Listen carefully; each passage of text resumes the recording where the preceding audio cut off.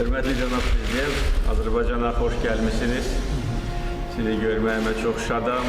Əminəm ki, səfəriniz çox uğurlu keçəcək. Сапар кезінде бірқатар өте өзекті, өте маңызды мәселелер туралы пікір алмасу болады.